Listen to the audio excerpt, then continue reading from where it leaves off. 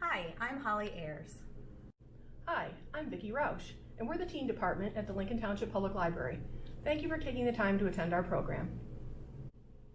Hello, thank you for joining us for Adulting 101 Holiday Cooking. Holidays are celebrated differently around the world, and we want to share some of the unique traditions and recipes that are used in other countries. We'll also be sharing one of the cookie recipes that we included in your recipe book. So I'm glad you're here to join us, and let's get started. Hi, I want to share with you a Christmas tradition from Scandinavia. Now, probably when you think of having a Christmas dinner, you think of sitting down around the table with your family. You've got a turkey or a ham, a whole bunch of sides, and you're all sitting around, you pass the food around, and you all eat together. That's not what they do in Scandinavia. What they do is they have what they call a smorgasbord, which is sort of like a buffet. There may be a hot ham or a hot turkey that's carved, but in addition, there's going to be a whole bunch of cold sides. There's going to be cheese and sausage, lots of pickles, bread, fruit, pickled herring, always going to be fish. And what you do is you treat it like a buffet. You go, you get what you want, and then you just wander around and you talk to everybody. Now, this is not a hard and fast rule. You don't have to have sausage if you don't like sausage. You can have other things. It's completely up to you. Some people have family traditions where they always have the same things, and sometimes they just change things up. So you can have, if you're a vegetarian, you can have a vegetarian smorgasbord. That's completely up to you. It can change all the time. It'll be different from family to family, but it's a different way that people spend Christmas together, and they do this in Denmark and Sweden and Norway. Okay, there are lots of different Christmas traditions around the world. We just want to point a few other ones out to you.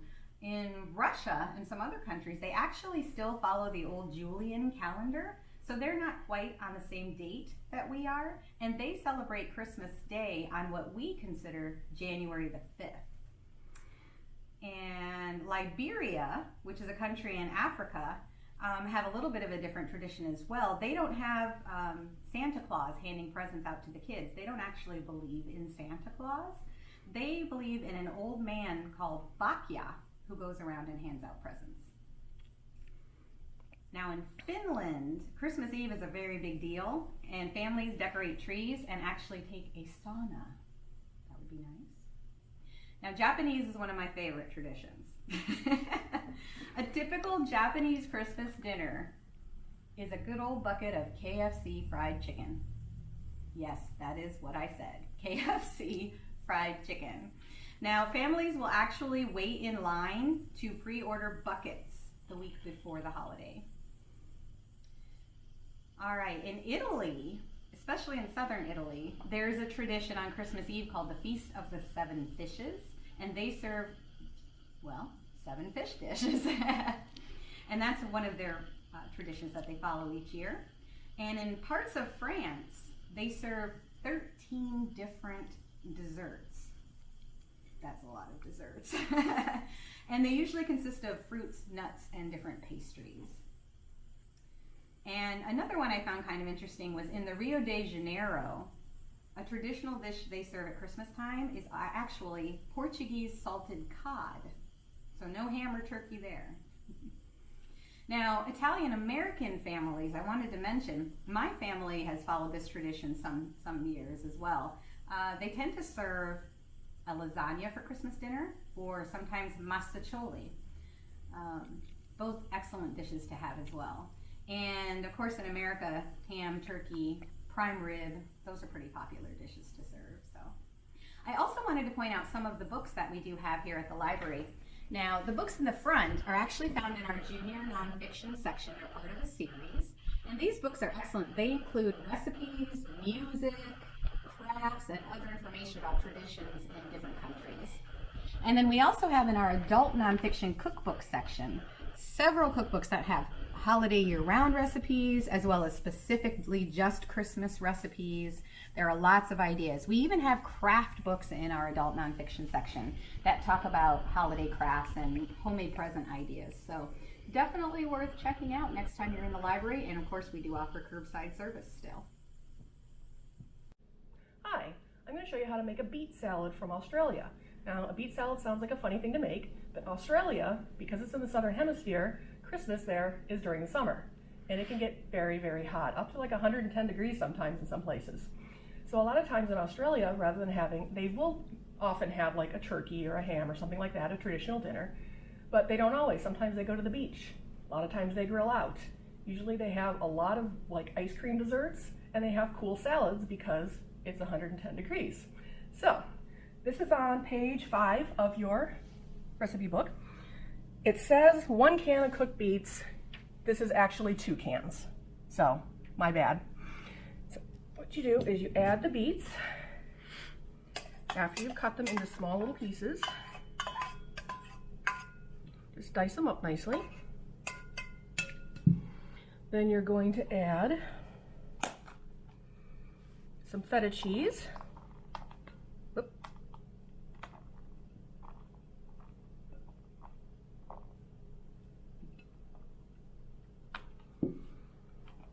And then you're going to add the chopped parsley. You'll mix those ingredients together just to combine.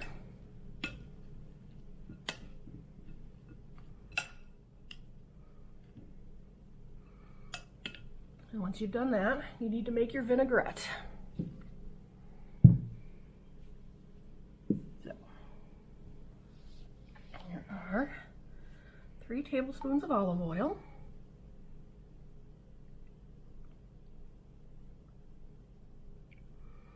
and this vinaigrette is good on a lot of other things like tomatoes, and it makes a very nice salad.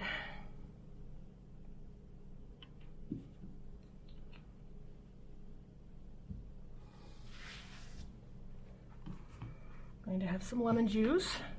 You can use regular lemon juice, of course. If you roll a lemon like this, it's easier to juice it afterwards because it kind of breaks everything up in there.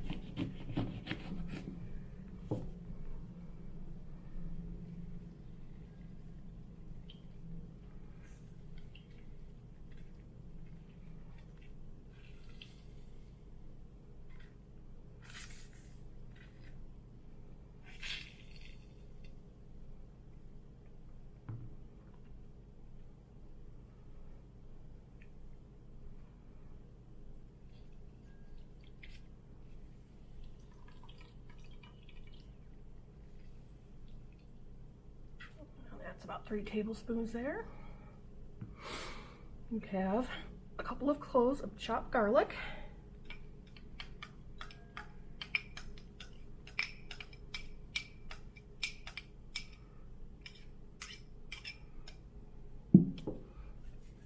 And then we need a half teaspoon each of salt and pepper.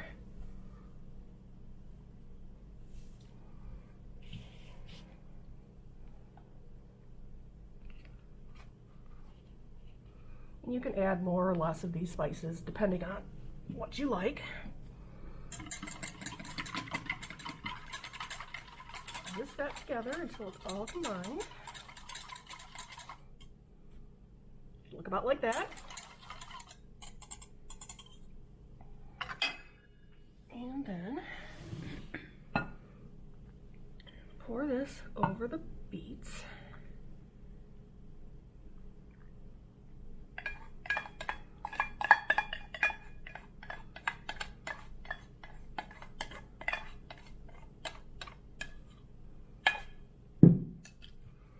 And then toss that all together again. Make sure it's got the dressing on everything. You could eat this right away, but it'll be much better if you stick it in the fridge for a couple hours to let it chill and let all the flavors combine. And there we go. That is our Australian beet Christmas salad. Okay, I'm going to be taking you to Brazil, where we're going to make a traditional dessert called brigadiers. Now, in your recipe book that was included with your adulting grab bag, you can find the recipe for this on page 5, same page that the beet salad from Australia is on. And just like Australia, it is summer during Christmas in Brazil. And during the month of December, people actually receive double their pay to help with the economy, and so that people are able to buy presents and decorations. So, kind of a nice little perk. All right, to make the brigadeiros, what we're gonna do, you can make these on the stovetop in a saucepan, or you can make them in the microwave. I'm actually going to make them in the microwave, so I have a microwave safe bowl. You're going to take 3 tablespoons of cocoa powder.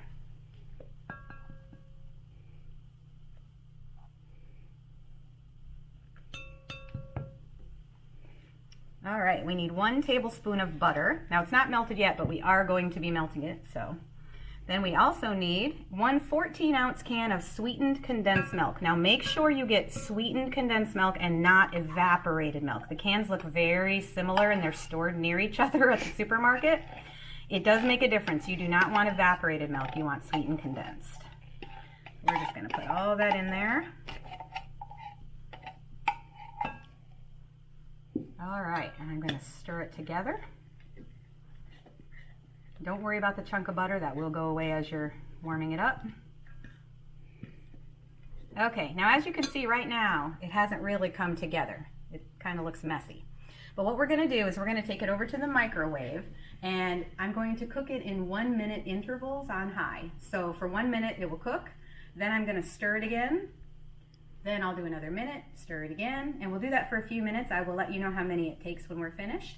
If you do it on the stovetop, you want to cook and stir it for 10 minutes, okay? All right, and after I'm done doing that, we're going to let it rest so that it is cool enough to handle, and we'll go to the next step. Okay, our brigadieros are ready for the next step. Now it did take about 3.5 minutes in the microwave, and what you're gonna wanna watch for is the mixture will not only look more combined, but it will pull away from the sides. So that's kind of what you wanna look for. And then I let it sit until it firms up. See how firm this is? So that I'll be able to form balls, which are gonna look like this. Now another trick you can do, which we did not put in your recipe book, but you can roll these balls in sprinkles or crushed candy canes or other candies just to make a little extra touch on it. So I'm gonna roll some sprinkles here for you. And of course you can use any type of sprinkles you'd like. The traditional method, I believe, is to use the chocolate sprinkles, but of course you can make them more festive if you use pretty colors, right? So I'm just gonna pour out some sprinkles here. And I'm gonna show you how we formed our little ball. Now it is a little warm, but it's not uncomfortable to touch. It will form better if you do allow it to cool a little bit. So this is working out really well. Slightly warm, not burning me, forms a nice shape. And I'm just gonna roll it in the sprinkles. And you wanna be gentle here because again, it is still a little bit warm. All right, shape my brigadier a little bit more. There you go. So not rolled in sprinkles, rolled in sprinkles. You kind of get the idea what you're going to do. And I'm going to do a little taste test for you. You either want to serve these right away, eat them right away, or you want to chill them. So if you're not going to serve them immediately, you do want to chill them. All right, let's see.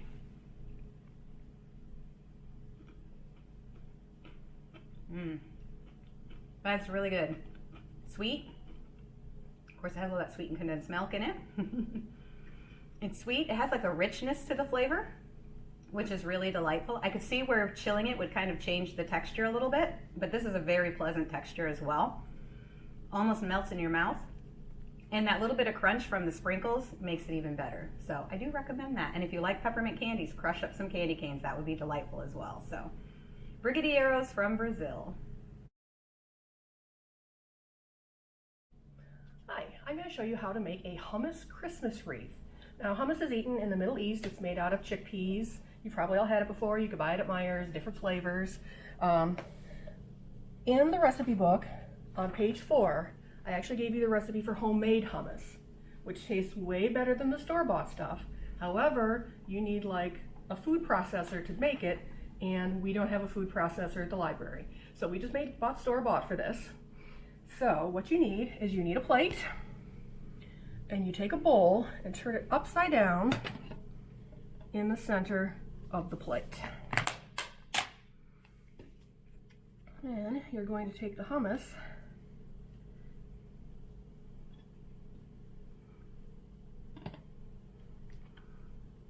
put it around the outside of that bowl in the center.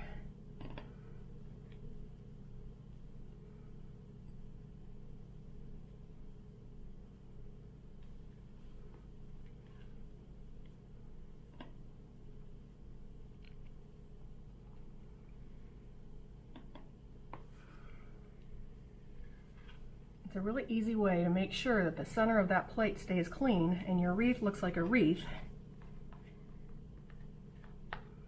and doesn't bleed into the middle. So hold that down and spread the hummus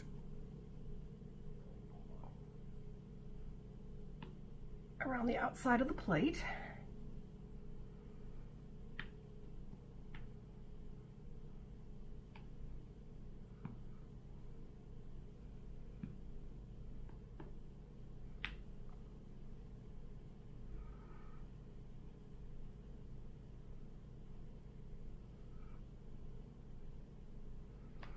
Like that.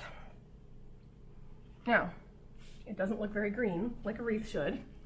So what we're going to do is, what we have here is some chopped parsley. You don't have to use parsley. If you hate parsley, use chopped tops of green onions, use cilantro, use something green that you like. You could even use lettuce, I suppose, chop it up real fine. If you use parsley though, make sure that when you do the chopping, don't use the stem. The stems are really tough. Just use this part up here. So, we've got the chopped parsley. We're going to add some olive oil. And I have got actually more parsley here than the recipe calls for, so I'm going to add a little more olive oil than the recipe calls for.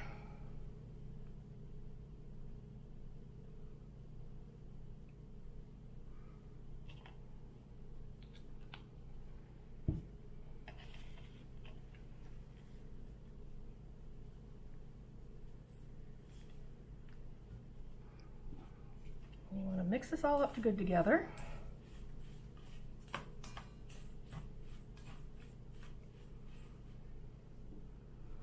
And then you take it, you put it on top of the hummus.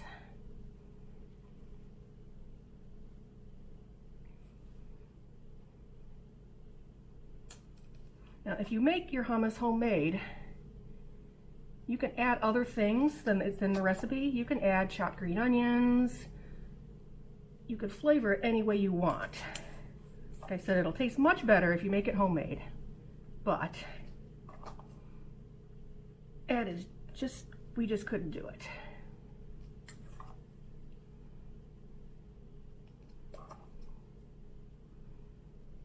Okay. You've done that. Now what we're going to do is we're going to take a couple of cherry tomatoes, cut them in half.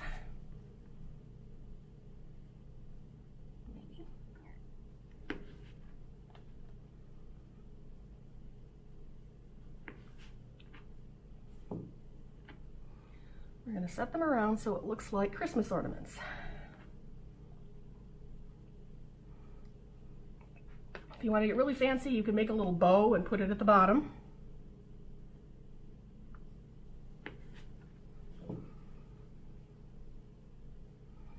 Okay, we've got that. What we're going to do is we're going to reach in and take this bowl,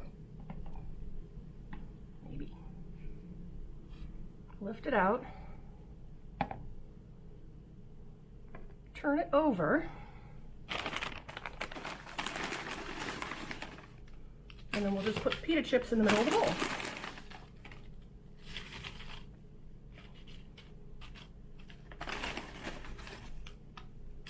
And it is a very easy, very tasty, festive snack plate for Christmas.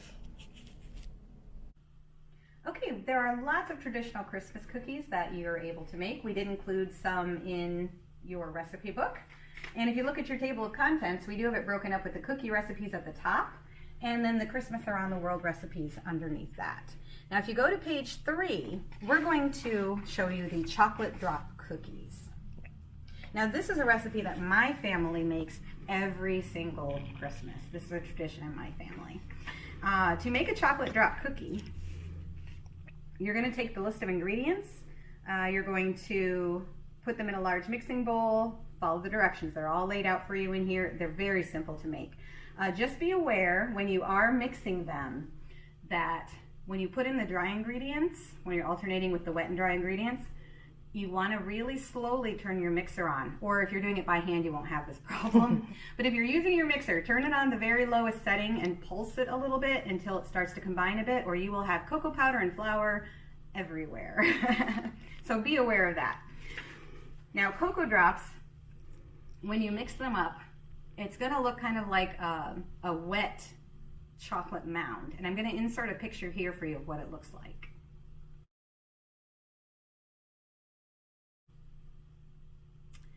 And when you scoop them out, you're going to go by a teaspoonful. You can also do them a little bit smaller. This recipe will make about 50 to 60 cookies if you do the teaspoonful.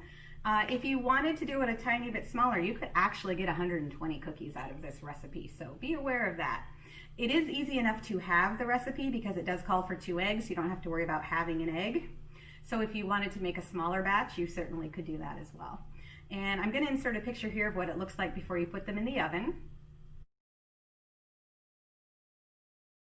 And the reason I'm showing you a picture is because these cookies actually look almost identical before you bake them and after you bake them. This is what they look like after you bake them. As you can see from that picture I have just shown you, they look almost the same. These cookies don't spread. They will sit exactly how you put them on the tray, which is nice because you can crowd your tray a little bit. You don't want them to touch when you bake them, but you can put them very close together and get lots of them on the tray, which is helpful if you are making 120 cookies.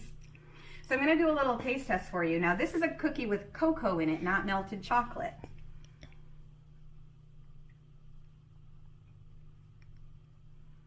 They have a very distinct cocoa flavor. You want to beware not to cook them too long or they will be dry. These do dry quickly. It's not too sweet, which is really nice, but it definitely gives you that dose of chocolate that so many of us need. Now these cookies are going to be kept in an airtight container, sort of like the one that I have here. They're kept best that way or they will dry out, and you really should eat them within 3 days for them to be at their optimal level. But that is the chocolate drop cookie, and like I say, it's been a family favorite in my house forever, and probably will be forever. So I hope you enjoy it. Thanks so much for spending some time with us today. I hope we were able to spread some holiday cheer, give you some great ideas, and also share some cultural traditions from other countries. Please make sure to register for our next Adulting 101 class. It'll be Basic Tax Forms, and it's going to take place on Friday, February 19th at 3:30. We'll be talking about common forms used when filing taxes, and we'll also answer some basic tax questions. Please keep in mind, though, the library cannot file your taxes for you, and we cannot offer tax advice. Thank you so much. I hope you'll be able to join us in February. Have a great day.